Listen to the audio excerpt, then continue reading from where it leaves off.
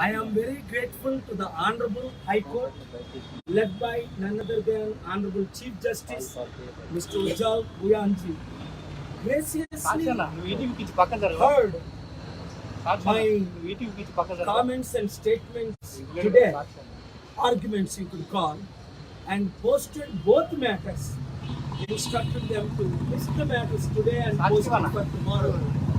I said Secretariat should be treated as a crime zone.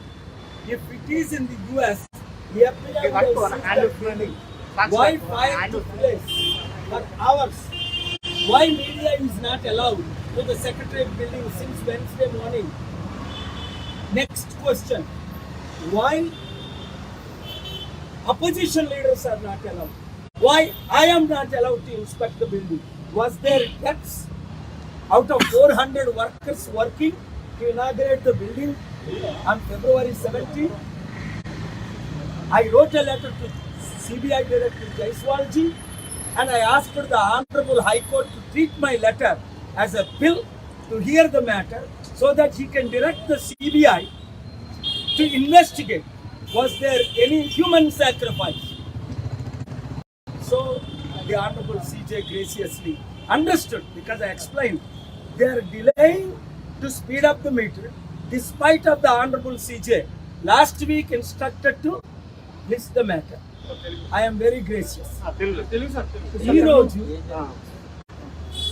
ఇప్పుడు మీరు చూశారు నేను ఆనరబుల్ హైకోర్టు 1లో CJ గారు ముందు నా ఆర్గ్యుమెంట్స్ ఇంటరప్ట్ చేసి వినిపించా చాలా గ్రేసియస్గా ఈ సీరియస్నెస్ను విన్నారు. ఫస్ట్ ఆర్గ్యుమెంట్ ఏంటంటే మంగళవారం రాత్రి బుధవారం ఉదయం సెక్రటరేట్ బిల్డింగ్లో అంతసేపు 7-8 గంటల అద్దెందుకు వచ్చింది? 11 ట్రక్కులు ఎందుకు దాన్ని ఆపలేకపోయారు? ఇదే అమెరికా అయితే ఇమీడియట్గా గంటలో దాన్ని క్రైమ్ సీన్గా చూసి FBIలు వస్తారు అంటే ఆనరబుల్ CJ గారు అమెరికాలో 90% కేసులు డిస్మిస్ అవుతాయని గ్రేసియస్గా చెప్పారు. అందుకే I'm here sir because you are honourable CJ here. నా ప్రేయర్ ఏంటంటే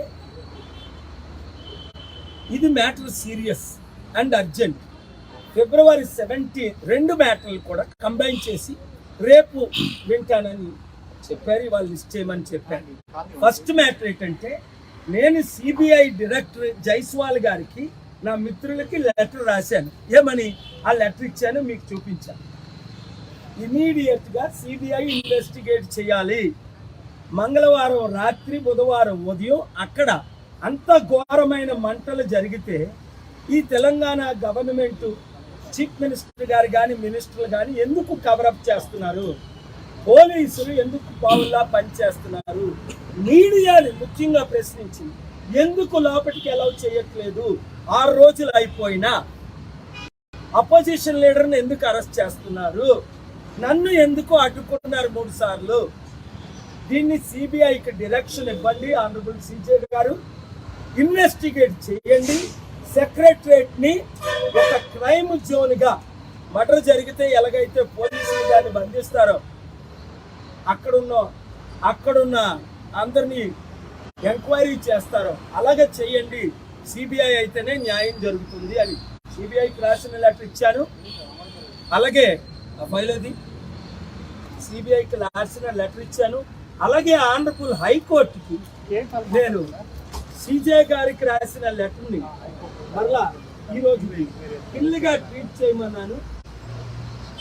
పిల్లిగా ట్రీట్ చేసి నెంబర్ అవడానికి లేకుండా వింటే ఇంకా అక్కడ ఏమైనా అక్కడున్న పోలీసుల్ని అక్కడున్న లోపల వర్కర్స్ని ఏమో 400 మందిలో 4 చనిపోయారా తెలియదు, లేదా నరబలి ఏమైనా చేశారా? ఎందుకంటే కేసీఆర్ గారు ఇలాంటి మూఢనమ్మకాలతోనే 100 కోట్ల సెక్రటరేట్ వాస్తు కొరకు బిల్డింగ్ డిస్ట్రాయ్ చేసేసి ఆయన పర్సనల్ పొలిటికల్ అజెండాగా February 17 బిల్డింగ్ ఓపెన్ చేయకూడదు. ఎందుకంటే సుప్రీంకోర్టు 2 సైటేషన్స్ నేను వారికి ప్రెజెంట్ చేస్తానని చెప్పాను. ప్రజాధనాన్ని దుర్వినియోగం చేయకూడదు, పర్సనల్ అజెండాగా వాడకూడదు. ఆ పుట్టినరోజుని ఆ బిల్డింగ్ ఇనాగ్రేట్ చేయడం చట్ట విరుద్ధం. దానికి సుప్రీంకోర్టు సైటేషన్స్ ఉన్నాయని నేను మరల రేపు వివరంగా ఆర్గ్యుమెంట్స్ పెట్టానన్నారు. వారికి I'm so grateful to honourable high court led by honourable chief justice. అలాగే రెండో ప్రేయర్ ఏంటంటే ఈ April 14th doctor BR Ambedkar రోజునే ఆ బిల్డింగ్ ఇనాగ్రేట్ అవ్వాలి. అప్పుడు వరకు 2 నెలల టైం ఉంది కనుక ఇన్వెస్టిగేషన్ అయిపోద్ది వారం 10 రోజుల్లో. ఆ తర్వాత వారు ఇచ్చిన స్టేట్మెంట్ని బట్టి ఎవరు దీన్ని నరబలి చేస్తే వాళ్ళని పట్టుకోండి, లేదా యాక్సిడెంట్లుగా చనిపోతే వారికి నష్టపరిహారం చెల్లించండి.